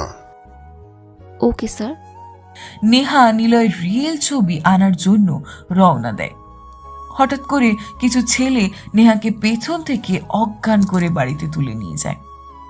নিলয় আফজাল সাহেবের বাসায় যাওয়ার সময় পেছন থেকে রাহাত এসে নিলয়ের মাথায় আঘাত করে। নিলয় জ্ঞান হারিয়ে ফেলে। সালাকে ডেরায় নিয়ে যা, ওকে মেরে পুঁতে দেব। হা হা হা হা হা। নিলয় নেহা ও নীলাকে একটা পুরনো বাড়িতে বন্ধ করে রেখেছে। নিলয়ের হুঁশ আসতে খেয়াল করে নিলয়ের হাত দুটো বাঁধা, উপরে সিলিং ফ্যান চলছে, পুরো বাড়ি জুড়ে অন্ধকার। তখন রাহাত ও রিফাত জাকিরের কাছে গিয়ে বলে, ভাই, তিনজনকে আটকে রেখেছি, ওদের আপনি শুধু মেরে দেবেন। থানা পুলিশ আমি দেখব। কয় কোটি দিবি? 10 কোটি। অন্য মার্ডারের তুলনায় একটু বেশি মনে হয়। কমিশনারের মেয়েকে নিয়ে খেলবো, রেট তো হবেই। তোদের যা ইচ্ছে কর, আমারটা দিলে হবে। নিলয় খেয়াল করে তার সামনে নেহা আর নীলাকে বেঁধে রেখেছে। নীলার এমন অবস্থা দেখে মাথা গরম হয়ে যায় নিলয় আবারও তার অতীতে চলে যায়। নিলয় ক্লাস থেকে ফিরছিল, তার পাশে একটি মেয়ে ছিল। নীলা রোজ কালের মতোই আজও নিলয়ের ক্লাস শেষ হওয়ার অপেক্ষায় দাঁড়িয়ে থাকে। নিলয়ের পাশে মেয়েটাকে নীলার যেন কিছুতেই মানতে পারল না। সোজা গিয়ে নিলয়ের গায়ে একটা থাপ্পড় বসিয়ে দেয় আর বলে, এই রুদ্রর বাচ্চা, তোকে না বললাম আমি ছাড়া তোর আর কোনো মেয়ে বন্ধু থাকতে পারবে না? নিলয় নীলার থেকে 2 বছরের ছোট ছিল, তাই নীলার কথার না মানে বুঝে নিলয় কান্না করতে করতে ওখান থেকে চলে যায়। নিলয়ের গায়ে হাত তোলায় খুব খারাপ লাগে। সেদিন নীলা কিছু খায়নি, নিজেকে কষ্ট দেয়। নীলা বাসায় এসে তার বাবাকে সব কথা বলে। নীলা খুব মিষ্টি একটা, ছোট্টবেলায় ওর মা মারা যায়, তখন থেকে ও তোকে আপন করে নেয়। তুই ছাড়া ওর প্রিয় আর কেউ নেই বাবা, তুই ওকে কখনো কষ্ট দিস না। নিলয় তার অতীতের কথা মনে পড়তেই চোখ দিয়ে পানি বের হতে লাগলো। একটু পর রাহাতের লোক এসে নিলয়কে অন্য একটা রুমে নিয়ে যায়। তখন রাহাত ও রিফাত নিলয়ের সামনে আসে আর বলে, সালা মাদার, অনেকবার বেড়েছিস। এই দিন ছাড়া পেয়ে আমাদের নামে পুলিশের কাছে উল্টোপাল্টা বলা, সালা ফকিরের বাচ্চা। মিস্টার রাহাত, আমি আমার জীবনে 2টা জিনিস ঘৃণা করি। 1, আমার মা বাবাকে গালি দেওয়া, 2, আমার শার্টের কলার ধরা। আপনি দুটোই কাজ করেছেন। শালা মাদার, ওই স্টিকটা দে তো। রিফাত নিলয়কে হক স্টিক দিয়ে পেটাতে থাকে। নিলয়ের মুখ দিয়ে রক্তে লালা বের হতে থাকে। তখন রাহাত বলে, চল ওই 2টা নিয়ে খেলবো, আগে ভাইকে ডাক। জাকির যখন সামনে আসে তখন রিফাত বলে, শালা ভাইকে জানিস? কিংয়ের লোক। তোর মতো ফকিরের বাচ্চা 10টা মারলেও কিংয়ের লোকের কখনো হাত কাঁপে না। ভাই, শালাকে উপরে পাঠিয়ে দিন। রাস্তার ধারে দোকান থাকলে যখন দোকানে বাবা থাকে, পাশে ছেলে লোক ডেকে চেয়ারে দোকানে আনে, তোর এমনই অবস্থা। এই, তোর ভয় করছে না? তুই বাঁচবি কি না তুই নিজেও জানিস না, আর এসব কথা বলছিস? ভয় তো সেই ছোটবেলা থেকে হারিয়ে ফেলেছি, যখন নিজের সামনে নিজের প্রিয় মানুষদের মৃত্যু দেখেছি। ভয় পেলে কি এই রাফিয়ান জগতে আসা যায়? তুই কে? তোকে খুব দেখার ইচ্ছে করছে আমার। তুই কিভাবে রাফিয়ানদের জানিস? ভাই, আমরা কাজটা করে আসি, তুমি সালাটাকে ওপরে পাঠিয়ে দাও। রাহাত নীলা ও নেহাকে একটা ঘরে নিয়ে যায়। নীলা ও নেহার হাত দুটো বাঁধা। নেহার হুঁশ চলে আসছে, তাই নেহা আস্তে আস্তে তার হাতের বাঁধনটা খুলে নেহার মিনি পিস্তলটা তার সাথেই আছে। রাহাতের লোকেরা খেয়াল করেনি রিফাত ও জাকির নীলাকে একটা রুমে নিয়ে আসছে। ওই দিকে রাহাত তার জামা খুলে নীলার কাছে যেতেই নেহা টাস্ক করে রাহাতের বুকে গুলি করে। গুলির শব্দে নীলারও হুঁশ চলে আসে। ও, রিফাত শালার মুখটা খুলতো, দেখি যে এই জাকিরের সামনে বড় বড় কথা বলে। রিফাত গিয়ে নিলয়ের মুখের কাছে কাপড়টা খুলতে চিৎকার করে হুড়মুড়িয়ে পড়ে আর বলতে থাকে, কিং ভাই। কিন্তু এত সময় দেরি হয়ে যায়। জাকির বুঝে ওঠার আগে দূর থেকে একটা স্নাইপারের গুলি এসে পড়ে। জাকিরের মাথা বরাবর জাকিরের মাথা ছেদ করে বেরিয়ে যায়। এরপর আরেকটা এসে পড়ে রিফাতের কপাল বরাবর। নীলা নেহাকে সব কিছু খুলে বলে। গুলি শব্দ পেয়ে নেহা ও নীলা বেরিয়ে পড়ে রুম থেকে। নেহা ভাবছিল হয়তো ওরা নিলয়কে গুলি করেছে, কিন্তু ওর ভাবনা ভুল করে দিয়ে খেয়াল করে জাকির ও রিফাতের মরদেহ মাটিতে পড়ে আছে। সামনে আধমরা হয়ে চেয়ারে বাঁধা নিলয়, তার মুখ দিয়ে রক্ত বের হচ্ছে। নেহা খেয়াল করে জানালার পাশে একটু দূরে দাঁড়িয়ে ছেলে, এক হাতে স্নাইপার, মাথায় টুপি, গায়ে রেইনকোট। নেহা মনে মনে বলে, তাহলে কি ওরা মেরেছে ওদেরকে? কিন্তু কেন মেরেছে, আর কেনই বা নিলয়কে বাঁচিয়েছে? আর আমি ম্যাগাজিনে যা দেখেছি আর ওদের সম্পর্কে শুনেছি, রাফিয়ানরা নাকি এভাবেই আসে। তাহলে কি কিং এখানে এসেছে? কিন্তু ও নিলয়ের মতো সাধারণ সহজ সরল ছেলেটাকে কেন বাঁচাবে? নাকি নিলয়কে ওরা জানে? নেহা ওদের ধরতে পিছু করবে ভেবে সামনেই যেতেই নীলা বলল, নেহা, নিলয়ের অবস্থা খুব সিরিয়াস, ওকে হসপিটালে নিয়ে যেতে হবে এখনই। নিলয়ের কথা শুনে নেহা আর সামনে গেল না। নিলয়কে নিয়ে হসপিটালে যায়। ডাক্তার নিলয়কে এক হাতে সেলাইন দিয়ে অপেক্ষা করতে বলে, আর বলে যায় চিন্তার কোনো কারণ নেই, সকালের মধ্যে তার জ্ঞান ফিরে আসবে।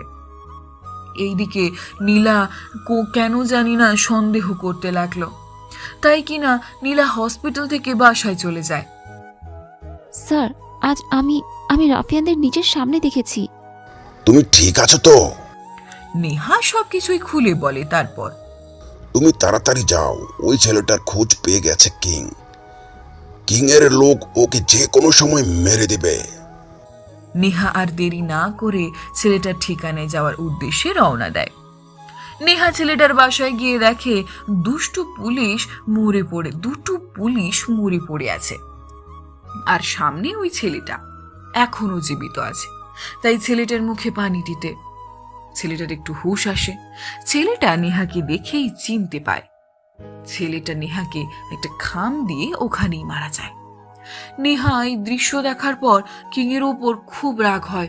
মনে মনে বলে, কিং, আমি তোমাকে জিন্দা ছাড়বো না, তোমার মরণ আমার হাতেই। নেহা খামটা নিয়ে ওখান থেকে চলে যায়। আর ওই দিকে নিলয়ের হুঁশ আসতেই নিজেকে হসপিটালে আবিষ্কার করে নিলয়।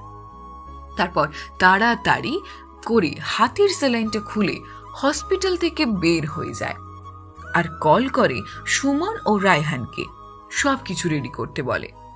নিলয় ওখান থেকে চলে যায় মিনার কাছে। মিনার কাছে গিয়ে, মিনা, আমি জানি তুই খুব ভালো এবং মিষ্টি একটা মেয়ে। তুই বড় হয়ে খুব ভালো একটা ডক্টর হবি। জানিস তো, আমারও খুব ইচ্ছে ছিল ডক্টর হওয়ার, কিন্তু এই নিষ্ঠুর পৃথিবী আমাকে তা হতে দেয়নি। কিছু মুখোশধারীর কারণে আমার জীবনটা এমন হয়ে গেছে। ভাইয়া, তুমি এমন কথা বলছো কেন? আমি তোমার ছোট বোন, আমি তোমাকে কিছু হতে দিব সব সময় আমার কাছে রাখবো। জানো ভাইয়া, আমাকে একটা বড় লোক একজন মানুষ স্কুলে ভর্তি করে দিয়েছে, আমাদের নতুন বাড়ি করে দিয়েছে। পরে জানতে চাইছি আর বলেছে তুমি বলেছ, তাহলে তুমি এমন জামা কাপড় পরো কেন ভাই? আর যাই হোক, আমার ভাইয়া বেস্ট ভাইয়া, পৃথিবীর সব থেকে ভালো ভাইয়া। এটা বলে মিনা নিলয়কে জড়িয়ে ধরে। নিলয় এই প্রথম তার চোখ দিতে খুশির একটা কান্না বয়ে যায়, কারণ এই প্রথম সে কাউকে আপন করে নিয়েছে। মিনাকে তার খেয়াল রাখার জন্য বলে, একটা লোককে ফোন দেই যেন সব সময় মিনার দেখাশোনা করে। এই বলে নিলয় অনেকটা বেদনা নিয়ে ওখান থেকে চলে যায়। এইদিকে নীলা তার বাসায় যায়। বাসায় গিয়ে দেখে বাসায় কেউ নেই। তাই নীলা নিলয়ের ওপরের রুমে দিকে যায়। রুমের মধ্যে সব সময় আফজাল সাহেব তালা মেরে দেয়, যেন নিলয় না থাকা অবস্থায় নেহা কোনোভাবেও রুমে না যেতে পারে। নেহা আফজাল সাহেবের রুম থেকে চাবি এনে তালা খোলে। আমার দেখতে হবে যে ওই নিলয় নামের ছেলেটা আসলে কে, কেন এখানে এসেছে, কি উদ্দেশ্য ওর, আমাকে সব জানতেই হবে। নীলা নিলয়ের রুমে ঢুকে দেখে পুরো রুম ফাঁকা। ভেতরে প্রবেশ করে দেখে একটা ছোট ব্যাগটা বের করে নীলা দেখে ব্যাগের ভেতর থেকে ম্যাগাজিনের ছবি। নীলার চিনতে সমস্যা হয় না, কারণ এমন একটা ম্যাগাজিন তার বাবার হাতে দেখেছে, কারণ এটা রাফিয়ানদের নিয়ে লেখা। এই ম্যাগাজিনটা মাত্র 20টা ছাপানো হয়েছে, তাহলে এই ছেলের কাছে এটা কি করে আসলো? নীলা একটু অবাক হলো। ব্যাগে হাত দিতে তার কাছে একটা খাম আসে। খামের ভিতরটা খুলে নীলা যা দেখে, নীলার পায়ের নিচে মাটি সরে যায়, কারণ খামের ভিতরে যেই ছবিটা ছিল সেটার কেউ না, নীলা ও রুদের ছোটবেলার ছবি। নীলা থমকে দাঁড়ায়। না না, এটা কোনোভাবে সম্ভব নয়। তাহলে কি নিলয় আমার রুদ্রকে জানে, নাকি কোনো ক্ষতি করতে এসেছে ওর? আমি আর কিচ্ছু ভাবতে পারছি না। আমার পুরো পৃথিবী মনে হয় অন্ধকার হয়ে যাচ্ছে। আমার পুরো পৃথিবী মনে হচ্ছে অন্ধকার হয়ে যাচ্ছে। আমি আমার রুদ্রকে কিচ্ছু হতে দিতে পারি না। নীলা আর কিছু চিন্তা না করে নিলয়ের কাছে যেতে বের হয়ে যায়। বাসা থেকে গাড়ি নিয়ে এক মনে হসপিটালের উদ্দেশ্যে রওনা দেয়। নীলা আর শুধু তার চোখের সামনেই সেই ছোটবেলার স্মৃতি মনে পড়ছে, কারণ নীলার যখন হুঁশ আসে তখন নীলা হসপিটালে ছিল।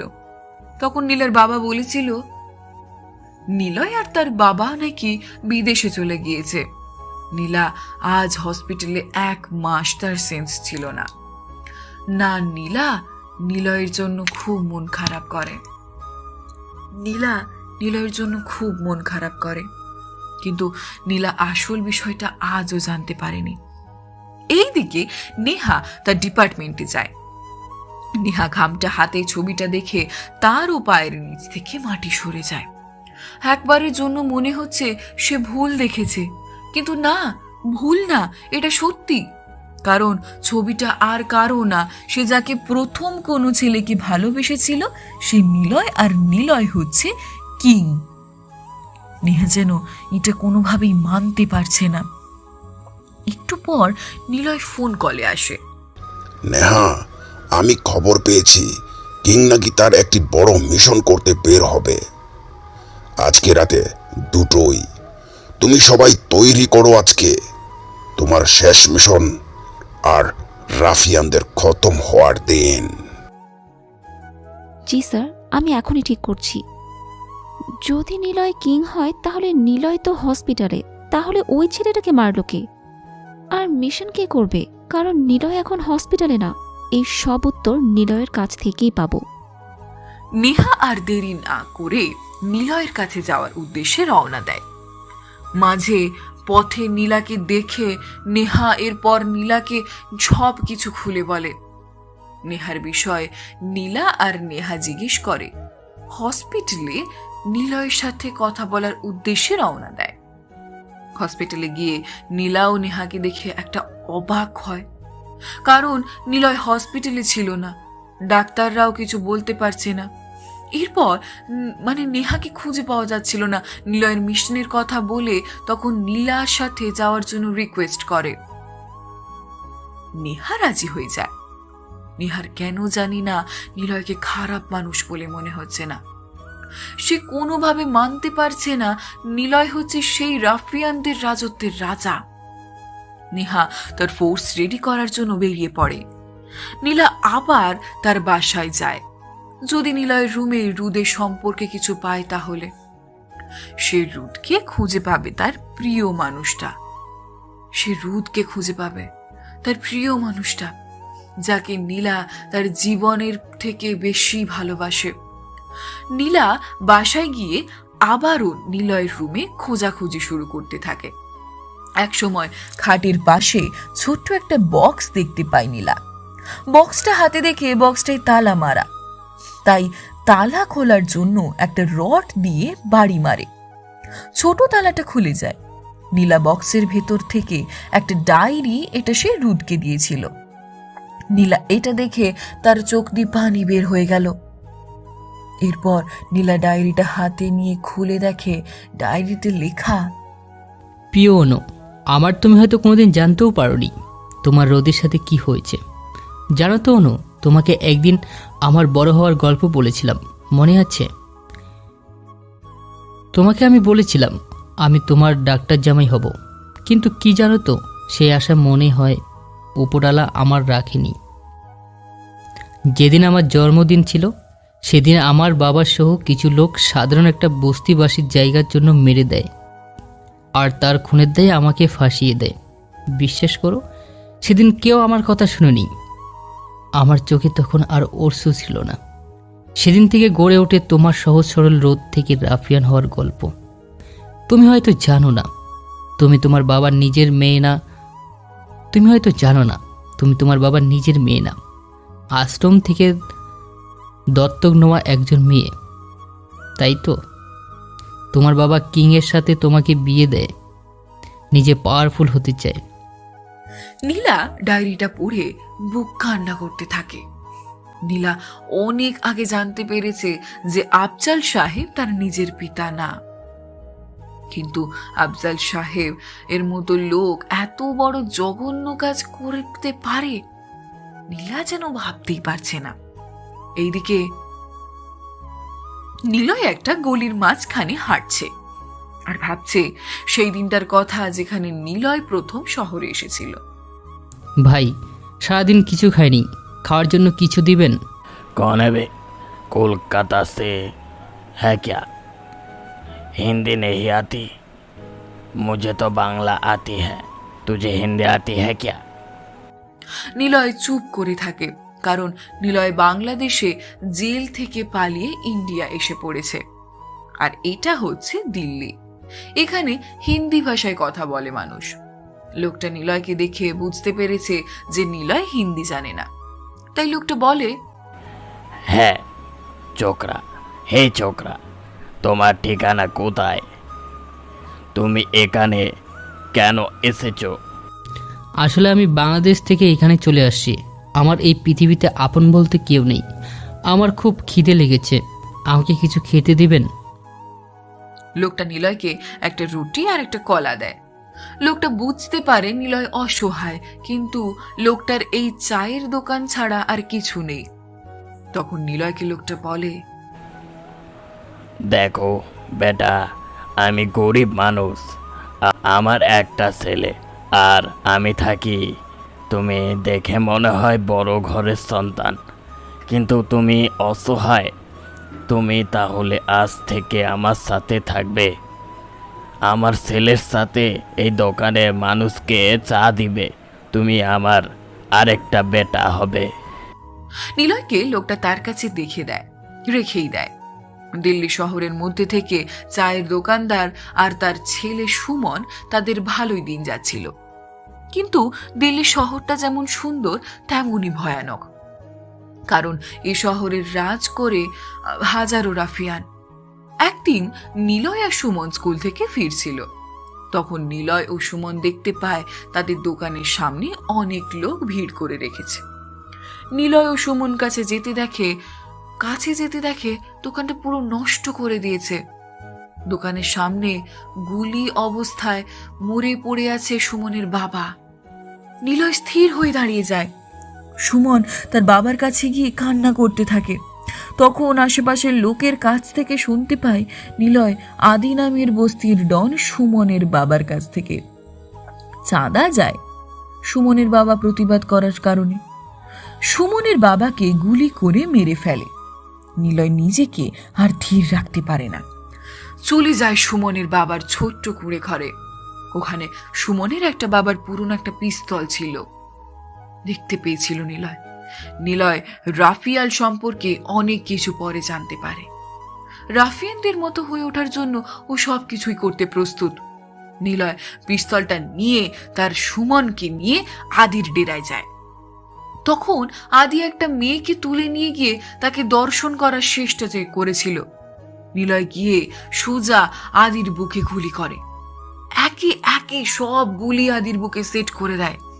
নিলয় এই প্রথম রাফিয়ানের হওয়া যাত্রা শুরু হয়। নিলয় এসব ভাবতে ভাবতে দীর্ঘ একটা নিঃশ্বাস ফেলে। নিলয় আফজাল সাহেবকে কল দেয়। তখন আফজাল সাহেব কল ধরে বলে, নিলয়, আমি তোমার কলের অপেক্ষায় ছিলাম। আমি সব রেডি করে রেখেছি, আজকে রাতে আসবেন। আমিও তোমার জন্য সব ঠিক করে রেখেছি। নিলয় কল কেটে দেয়। আফজাল সাহেবের কথায় নিলয় কেমন জানি রহস্যের গন্ধ খুঁজে পাচ্ছে, কিন্তু সেটা কি নিলয়ের মতো লোক বুঝতে পারছে না? তাহলে কি আফজাল সাহেব নিলয়ের থেকে বেশি মাইন্ড গেমার? তখন আফজাল সাহেব নিজের রুমে নিজে বলছে, নিলয়, তোমার জন্য খুব বড় একটা সারপ্রাইজ আমি রেখেছি। তুমি যা জীবনে কল্পনাও করতে পারবে না। নিজের মানুষ যখন ধোঁকা দেয় সেটা কত বেদনাদায়ক তুমি বুঝতে পারবে। নিস্তব্ধ জ্যোৎস্নাতে কুটকুটে অন্ধকারে ঝিরিঝিরিয়ে বৃষ্টি পড়ছে।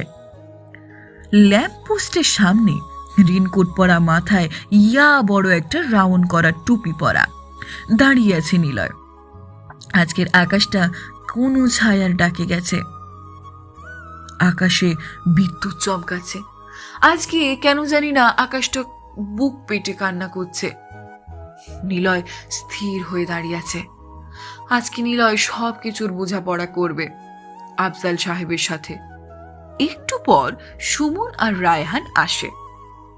সুমন নিলয়ের পিস্তলটা হাতে দেয়, নিলয় সেটা পেছনে গুজে দেয়।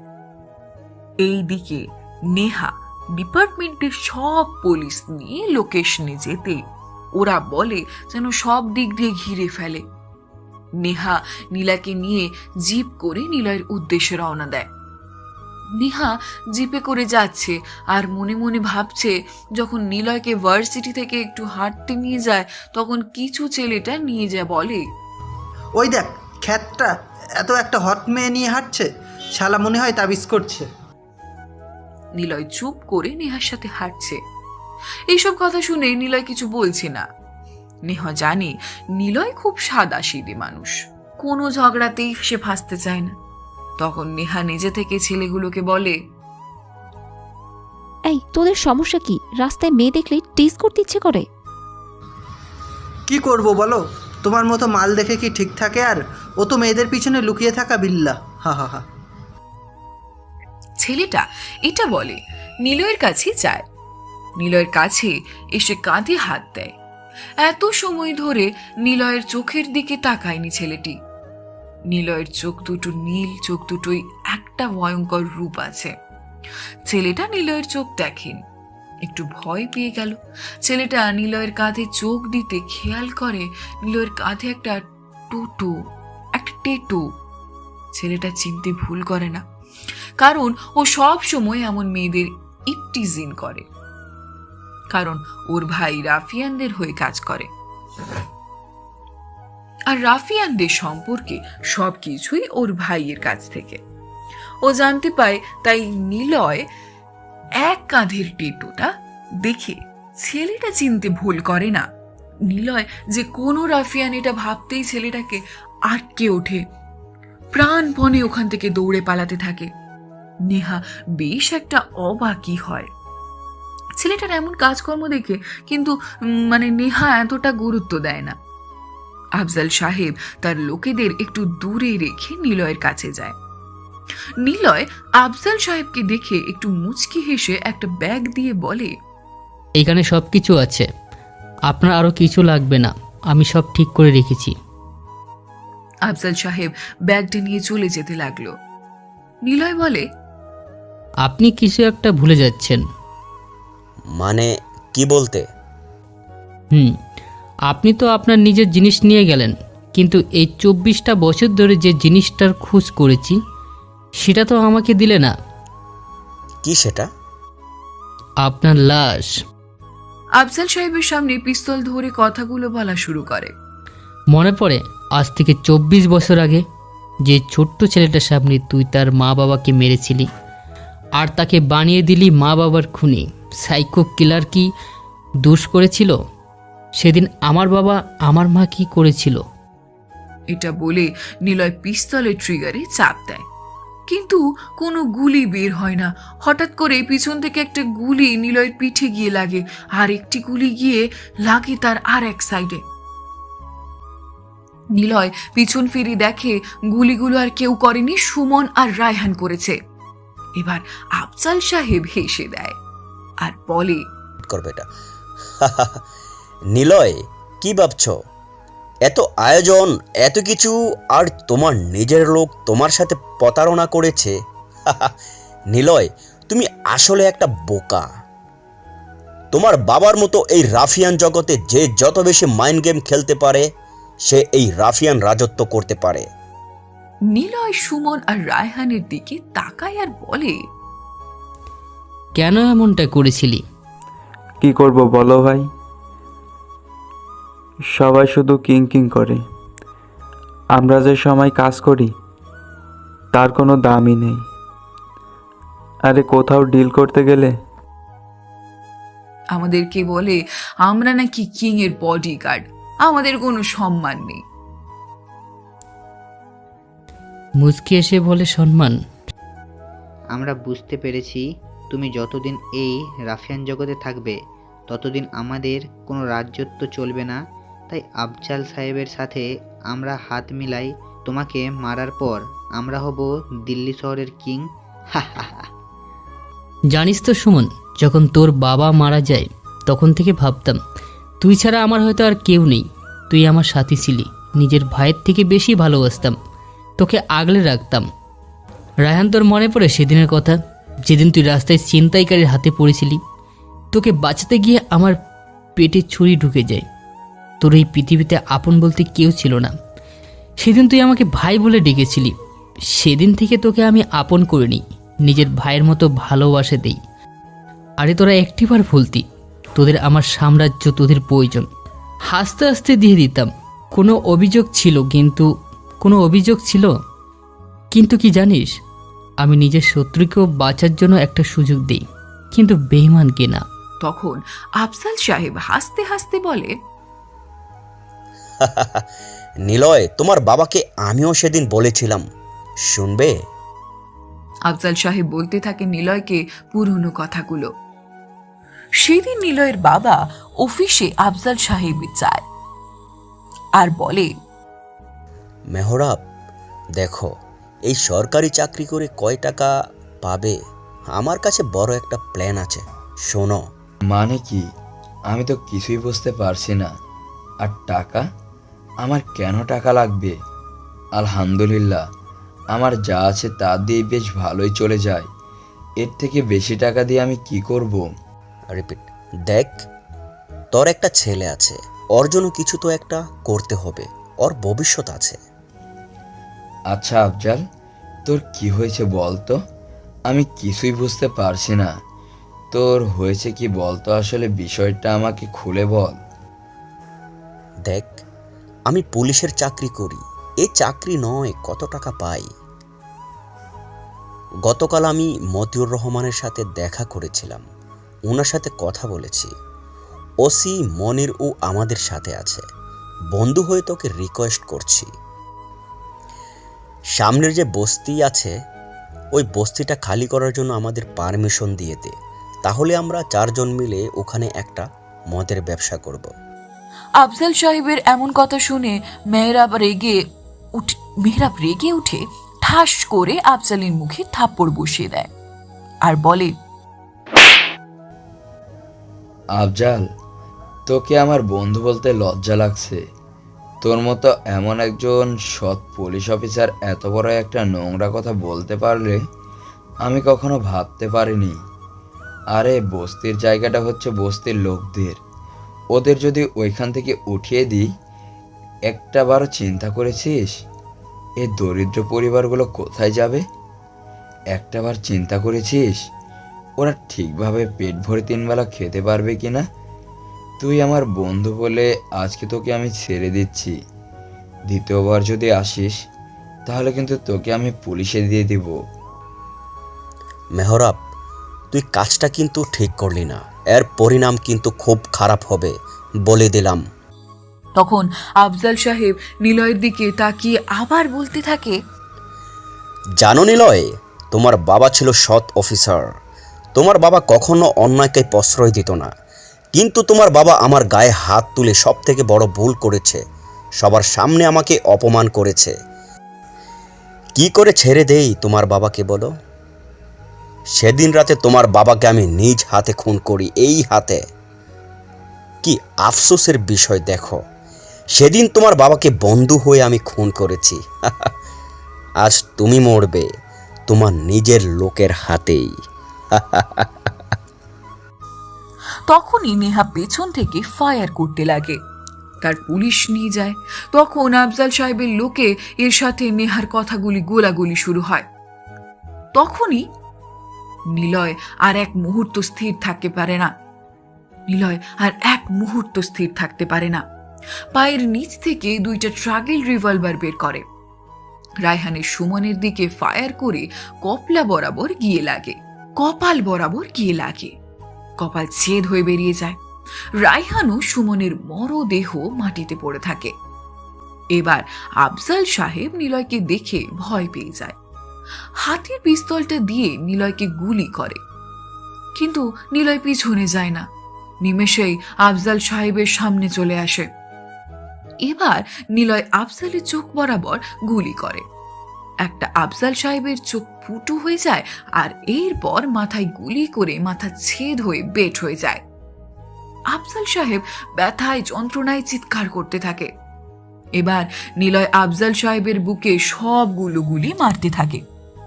নীলা নিলয়ের সামনে এমন অবস্থা দেখে দৌড়ে চলে যায় নিলয়ের কাছে। নিলয় মাটিতে লুটে পড়ে রক্তারক্তি অবস্থায়।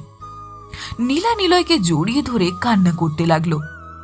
তখন নিলয় তার বুকের পাশ থেকে দিয়ে পুতুলটা বের করে দিয়ে বলে, আমি তোমাকে যত্ন করে রেখেছি অনুপাকি।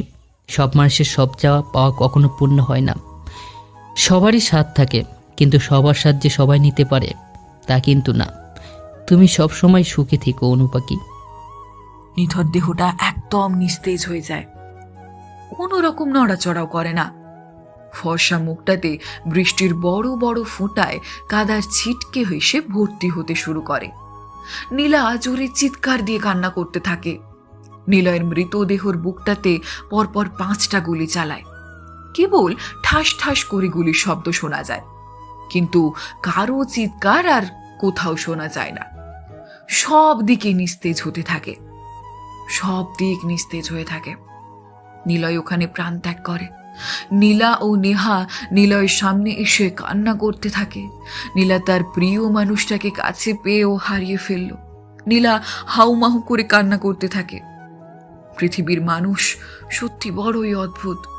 তারা সমাজে ভালো মানুষে যে খারাপদের কথা শোনাতে পিছুপা হয় না, কিন্তু সে কেন খারাপ হলো এটা নিয়ে তাদের কোনো মাথা ব্যথা নেই। এইসব ভালো মানুষরূপী মানুষদের মারার জন্য নিলয়কেই বরাবর বারবার দরকার। তবে আজ থেকে ভালো নিলয় মৃত্যুর দেশে পারি জমাতে চলে যায়। নিষ্ঠুর পৃথিবী নিলয়কে তার ভালোবাসার মানুষটার সাথে এক হয়ে থাকতে দিল না। কথাটা হয়তো সত্যি। ভুল করলে ক্ষমা করা যায়, কিন্তু বেঈমানকে কখনো মাফ করা যায় না। চারপাশে কতগুলো লাশের সমাহার, আর 3 জন রাফিয়ান জগতের সমাপ্তি এসে দাঁড়িয়ে অসমাপ্ত ভালোবাসা বৃষ্টির বিলাস করছে। হয়তো রাফিয়ান জগতের সমাপ্তটা এখানেই শেষ, নাকি আবারও জন্ম নিবে রাফিয়ান জগতের কিং।